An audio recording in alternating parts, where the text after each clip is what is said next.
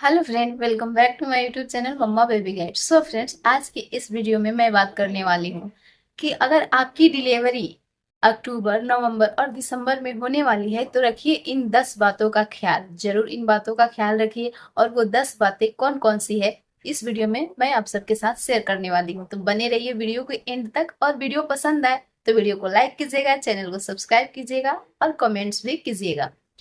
So friends, अगर आपकी delivery अक्टूबर, नवंबर या दिसंबर में होने वाली है तो जाहिर सी बात है आपका सेकेंड ट्राइमेस्टर लास्ट चल रहा होगा और थर्ड ट्राइमेस्टर आने वाला होगा। तो सेकेंड ट्राइमेस्टर के जाते जाते, थर्ड ट्राइमेस्टर के आते आते प्रेगनेंसी में हमें क्या क्या करनी चाहिए और क्या क्या नहीं करनी चाहिए, इसके बारे में हम बात करेंगे डिटेल में। सो फ्रेंड्स, बात करते हैं अक्टूबर महीने।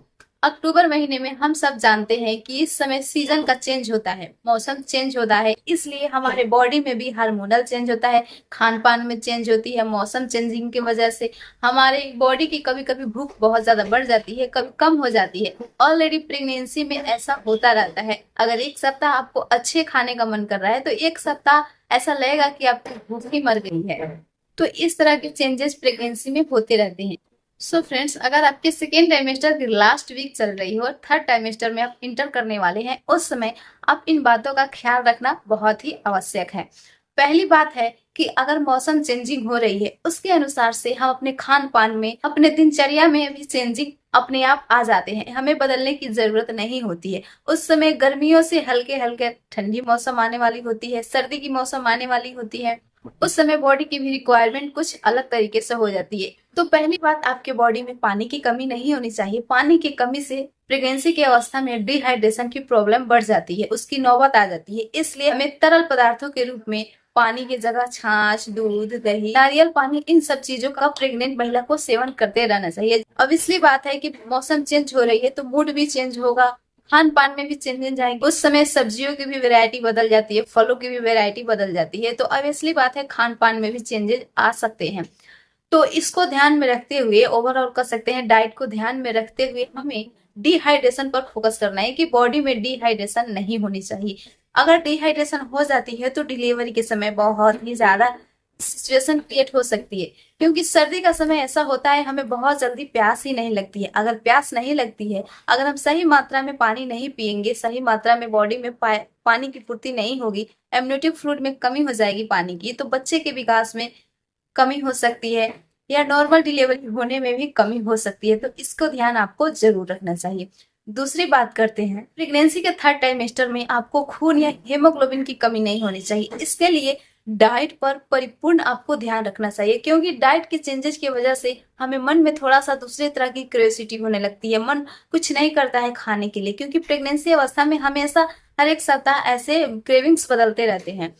तो डाइट को हमें लेके बहुत ज्यादा सिक्योर रहना चाहिए, उसको लेके बहुत ज्यादा हमें कॉन्फिडेंट रहना चाहिए कि हमें कैसे करके अपने बच्चे के लिए भी डाइट की पूर्ति और हेल्दी डाइट हमें लेनी चाहिए। तो डाइट अगर आप हेल्दी लेंगे तो आपके बॉडी में हेमोग्लोबिन या खून की कमी नहीं हो पाएगी और आपका बच्चा सिक्योर रहेगा और आपकी प्रेगनेंसी भी हेल्दी रहेगी। इसके वजह से आपकी नॉर्मल डिलीवरी आसानी से भी हो सकती है। इस समय अक्टूबर के सीजन में बहुत ज्यादा व्रत त्योहार भी पड़ते हैं, जैसे कि नवरात्रि हो गया, तीज हो गया, ऐसे चीज पड़ते हैं जिससे हमको फास्टिंग रहना पड़ता है। उसके वजह से भी हमारे डाइट में कुछ ना कुछ कमी आ जाती है। तो फास्टिंग रहना है तो बेफिक्र होकर रह सकते हैं, ऐसा कुछ भी मना ही नहीं है कि प्रेगनेंसी में फास्ट नहीं कर सकते, उपवास व्रत नहीं कर सकते। इसका मतलब यह है कि उपवास के साथ साथ अपने डाइट को भी फोकस में लेकर चलना है, क्योंकि डाइट में कोताही करना आपके बच्चे के लिए अनहेल्दी और किसी भी प्रकार की प्रॉब्लम क्रिएट हो सकती है।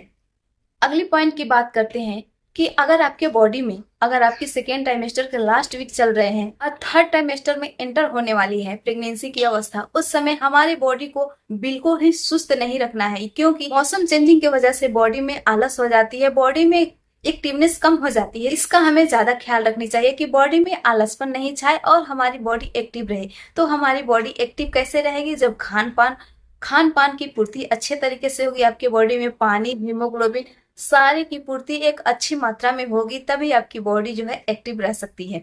तो इसके लिए अपने डाइट पर ध्यान देना चाहिए कि आपकी बॉडी एक्टिव रहे, आपके गर्भ में पल रहे शिशु की ग्रोथ विकास अच्छी तरह से हो सके। ओवरऑल कह सकते हैं, मौसम चेंजिंग हो या कुछ भी हो, अगर आप अपने शिशु को हेल्दी बॉर्न करना चाहते हैं तो अपनी डाइट में भी कंप्रोमाइज करना आपको बंद करना होगा। अगली पॉइंट की हम बात करें कि समय समय पर अगर आपकी प्रेगनेंसी की सेकेंड ट्राइमेस्टर की लास्ट वीक चल रही है तो उस समय आपको अल्ट्रासाउंड, एक दूसरी या तीसरी अल्ट्रासाउंड आपको जरूर करवा लेनी चाहिए। उससे आपको बेबी के ग्रोथ के बारे में पता लग जाता है कि इस समय तक आपकी बेबी का ग्रोथ कितना हो चुका है और कितना ग्रोथ बाकी होना है, बेबी का वजन क्या है, बेबी की हाइट क्या है, लंबाई क्या है, बेबी के कौन कौन से अंग में विस्तार हुए हैं, कौन कौन से पार्ट्स बन चुके हैं, कहाँ किसकी कमी है। दूसरी या तीसरी अल्ट्रासाउंड आपकी हो जानी चाहिए। तो इन बातों का आपको ख्याल रखना चाहिए कि समय समय पे आपको अल्ट्रासाउंड भी करवाते रहना चाहिए, क्योंकि अब आप लास्ट ट्राइमेस्टर में इंटर होने वाली है। लास्ट ट्राइमेस्टर में बेबी का ग्रोथ बहुत ही तेजी से होता है और बेबी का वजन भी बहुत तेजी से बढ़ता है। तो आपको डाइट पे भी ध्यान रखना चाहिए, आपको पानी पीने पे भी ध्यान रखना चाहिए कि आपकी बॉडी में हेमोग्लोबिन की कमी ना हो। उसके वजह से बहुत सारी नॉर्मल डिलीवरी होते होते भी रुक जाती है। तो इसलिए इन सब सारी चीजों का ध्यान रखते हुए भी समय समय पे आपको अल्ट्रासाउंड का भी ध्यान रखना होता है। अगली पॉइंट के बारे में बात करें, अगर आप थर्ड ट्राइमेस्टर में एंटर हो चुके हैं तो खास करके बेबी का ध्यान भी रखना जरूरी होता है। बेबी का ध्यान कैसे कि बेबी का पोजीशन कौन सा है, क्या बेबी अपने पोजीशन से चेंज हो रहा है, बेबी का हेड डाउन हो रहा है, क्योंकि नॉर्मली थर्ड ट्राइमेस्टर के आते जाते ही बेबी भी अपना पोजीशन चेंज करने लगता है, क्योंकि बहुत ज्यादा तेजी से उसका भी वेट बढ़ने लगता है, लंबाई बढ़ने लगता है। तो वे फिक्स जगह वो नहीं रह सकता, वो बहुत तेजी से मूव भी करने लगता है। बेबी मिच्योर हो चुका होता है। सेकेंड ट्राइमेस्टर के अपेक्षा लास्ट ट्राइमेस्टर में बेबी भी मिच्योर हो चुका होता है, इसलिए वो भी अपने पोजीशन चेंज करने की कोशिश कर सकता है अपने विकास की वजह से, अपने ग्रोथ की वजह से। तो ये कैसे पता लगेगा? आपको अल्ट्रासाउंड की वजह से पता लगेगा। इसीलिए आपको समय समय पे अल्ट्रासाउंड कराकर देखने चाहिए कि बेबी की ग्रोथ क्या है, बेबी की पोजीशन क्या है और बेबी का हेड डाउन कब होने वाला है। अगर आपको ये पता नहीं है कि बेबी हेड डाउन हो रहा है तो उसके क्या क्या सिम्टम होते हैं, क्या क्या लक्षण होते हैं, तो उस वीडियो की लिंक डिस्क्रिप्शन में है, आप उसे जरूर चेक कीजिए कि बेबी अगर हेड डाउन कर रहा है या कर लिया है या करने वाला है तो उसके लक्षण क्या होते हैं, सिम्टम क्या होते हैं, आपकी बॉडी में उस समय कैसे फील हो रहा होता है, कैसे चेंजेज आते हैं। इस पे विस्तार में वीडियो है, आप डिस्क्रिप्शन जरूर चेक कीजिएगा और कमेंट्स कीजिएगा कि आपकी कौन सी ट्राइमेस्टर चल रही है। सो फ्रेंड्स, मिलते हैं एक अगले नॉलेजेबल वीडियो के साथ। तब तक के लिए bye bye, love you, take care, thank for watching my video.